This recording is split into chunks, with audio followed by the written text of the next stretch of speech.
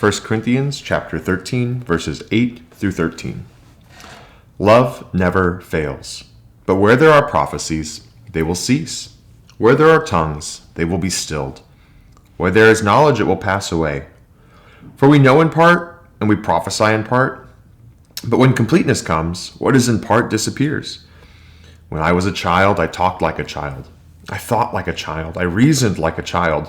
When I became a man, I put the ways of childhood behind me. For now we see only a reflection, as in a mirror. Then we shall see face to face. Now I know in part. Then I shall know fully, even as I am fully known.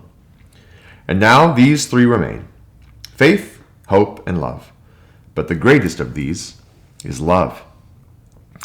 This is the end of chapter 13 of Paul's teaching on love. And the subject of 8 through 13 is really the permanence of love. We'll see that laid out in this text. Verses 8 through 9 come together to explain the passing away of prophecy, tongues, and even knowledge. I think it's important to understand that all three of these are spoken of in context as spiritual gifts. And so let's get into it. He begins with love never fails. So it begins with kind of laying out a proposition, a truth, and he's going to spend the rest of his time defending it. This word fails in literally the Greek is to fall. So love never falls is essentially what Paul says. And whenever we think about the word fall used in something like that, we're looking at a word with a broad range of meanings. And I think what Paul is trying to say is that love never falls in the same way that like a city, could never fall. And we might think of historically the city of Troy. Its walls were supposed to never fall, and we know that they did eventually because of the Trojan horse. But anyways, the point here, that love never fails, I think that translation really misses the point. Paul's point is that love never falls, and the ESV translates that never ends. I think that's exactly what Paul is getting at, and that'll be clear as we go through this. So I would use never ends as a better translation than fails. But anyway, here we go. But, and so we know immediately that Paul is making an exception. Love never fails, or not really an exception, but he's explaining in contrast,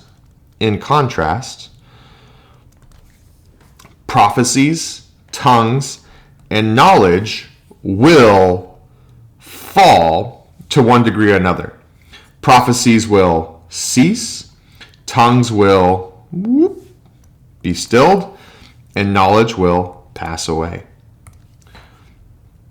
Will cease. Future tense, will be stilled. Future tense, will pass away. Future tense. These three future tense verbs remind us that this is going to happen. The obvious question that should come out when we are reading something like this is when? When will such things pass away? Prophecies, just remember that these are going to be kind of direct revelations from God to man. They're going to be consistent with Scripture, with the message of the gospel, and so those are going to come to an end. Tongues, which we'll see unpacked very much more in chapter 14 as with prophecies, that they will end. Here particularly, they will be stilled. We will stop speaking in tongues at some point. Where there is knowledge, it will pass away. And it's not that the knowledge of things passes away, but that God is ceasing to give prophecies. God is ceasing to give tongues. So is God ceasing to give knowledge? Well, as we go through this, we're going to find out, no, our knowledge will become complete. And so gifts of knowledge will pass away because they won't be necessary anymore. And we'll see that very, very clearly as we go on. Paul continues to expand this and really doubles down, I guess you could say, for this next sentence. For we know in part, we prophesy in part, but when completeness comes, what is in part disappears. And so, again, knowledge passing away is not because we cease to know, it is because completeness comes. So if you're going to ask the question, if we're going to ask the question, why does knowledge pass away? Here's our answer here. Because the completeness has come. The gift of knowledge is not necessary when we have complete knowledge. Prophecies. Prophecies are direct messages from God to us about himself, about the gospel, about life. When completeness comes, we no longer need prophecies. If tongues are a gift to teach the body through an interpreter or a gift for personal edification and prayer, again, when completeness comes, these things are no longer necessary. We see that all three of these gifts are temporary. Therefore, an age of knowledge in part. Therefore, an age of prophecy in part. And when the completeness comes, those things which God gives us, because right now we are in a time of only having parts, what is in part disappears. That's his point, that prophecy, tongues, and knowledge are going to pass away. The next section, beginning in verse 11 and going down to verse 12, explains this using illustrations. So this is all this next part is illustrations of this principle. And it begins with an example first from childhood to grown-up life. When I was a child, I talked like a child, I thought like a child, and I reasoned like a child. Notice, talk, that's 1. Thought, that's 2. Reason, that's 3. And why 3 things? Because we've got, again, prophecies, we've got tongues, and we've got knowledge. You're going to see this kind of threefold reflection down here as well with faith, hope, and love. And these triads that Paul is using right here, that's why we're seeing this. So here we go. When I was a child, I talked like a child. So children speak a certain way, they think a certain way, and they reason a certain way. Their logic to them makes sense. Their speech to them makes sense. Their thoughts to them make sense. However, right, that's one unit of thought. But when I became a man, and we could kind of supply the but when I became a man, I put the ways of childhood behind me. This point here is not that talking like a child or thinking like a child or reasoning like a child is necessarily wrong. They're just simply childish. And as a man, we put those ways behind us. We have new ways of speaking. We have better ways of thinking and new ways of reasoning.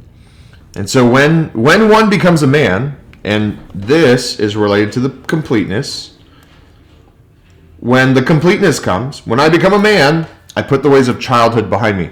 What is in part disappears. So I hope you guys see that parallel. My point. It's just an illustration. There's the parallel. When the completeness comes, that's being a man. When is in part disappears, that's the childish ways are now behind us. So that's the illustration. That's the first illustration. And here we go. He's going to do it again. 4. So he's going to ground this. Now we see only a reflection as in a mirror. What is this a parallel of? We know in part and we prophesy in part. We see only a reflection as in a mirror. That's the parallel here, okay?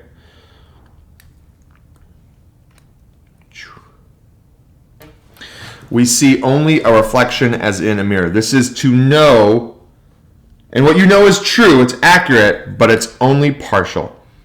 Prophesy, true, accurate, but only partial. Then, which is, again, when the completeness comes, right? That's same concept here. When the completeness comes, then we shall see face to face. And so when we talk about, again, knowledge passing away, right now, seeing face to face is being compared to seeing in a mirror. And the idea here is God. Moses spoke to God face to face. Adam spoke to God face to face. We speak to God as in a mirror. We see true things of God. We know true things of God, but we don't we don't see Jesus, we don't see God face to face. And this concept is all over the Old Testament, and it really points to this concept, this picture of there's no barrier between me and God. There's no separation, that I know him fully. If you'll go to Jeremiah 31 through 34. If you go to Hebrews 8, most of the chapter, a lot of it is all based on this text in Jeremiah. But we see that a feature of the new covenant is no longer will people say to each other, "Know God, for everyone will know me, from the least to the greatest." And that is, again, when the completeness comes. One of the questions that we have to ask ourselves is, what is this completeness? And when does it come? I think now that we're getting all the way down to let me finish up verse 12, and then we'll come back and answer the question. It's really, verse 12 is what really helps us understand the answer to what is the completeness and when does it come. Now we see a reflection in a mirror, then we shall see face to face. Now I know in part, right? We live in a time of partial knowledge. Then I shall know fully, even as I am fully known. Fully known by who? By who? By God, right? I'm fully known by God. And so this even as tells us that we have a comparison being drawn here. I will know fully. That means I will know God face to face. That's what fully means. I'll know God face to face, even as I am fully known. And so, in the same way that God knows me, I'm going to know God, which is an incredible statement. It doesn't mean omniscience, okay? Not omniscience. But a full and unmitigated revelation of God, not marred or impeded by any sin or any separation. That is what we shall one day have, and that is what God knows, and that's how God knows us. So even though we don't see God face to face, he sees every single bit of who we are. So we come back to this question of when the completeness comes. What is it? And the answer is pretty clear. To me, at this point, the answer is the eschaton. The answer is the return of Christ. When the dead in Christ shall rise first, and then all will be caught up in the clouds, and they will see Jesus. On that day, the completeness comes. The other answers that people have often provided for completeness are, 1, maturity. This is a good translation, actually, of the word completeness in the Greek.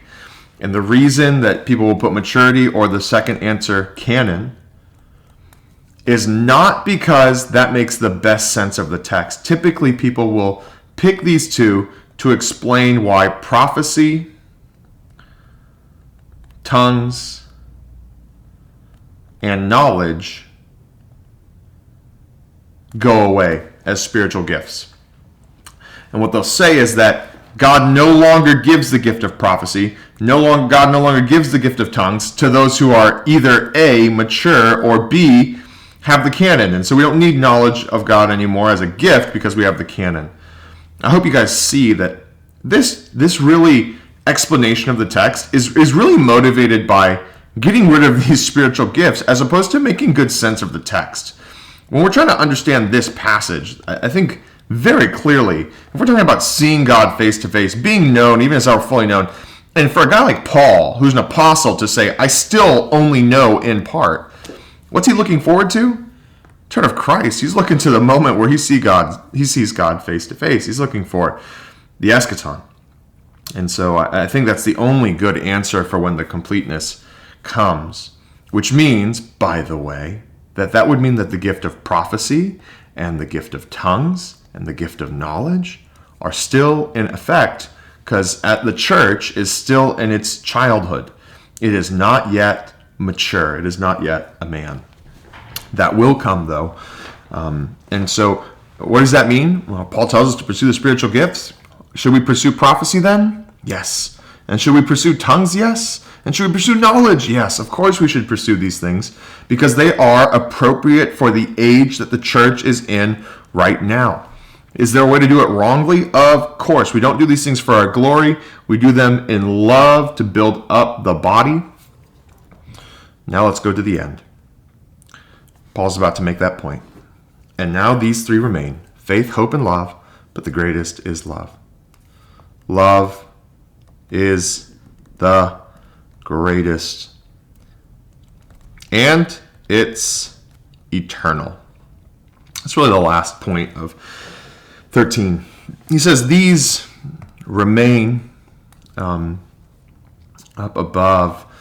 This word pass away, this other word disappears. These are both frequently eschatological things that refer to the end times, but we see here just the passing away of those things. However, though those things will disappear, these three will remain, and we get our last triad: faith, hope, and love. These three Christian virtues, which are all over Paul. They're also in Peter, and there's one other New Testament writer, I forgot who brings out faith, hope, and love. But these are the great virtues of the Christian faith.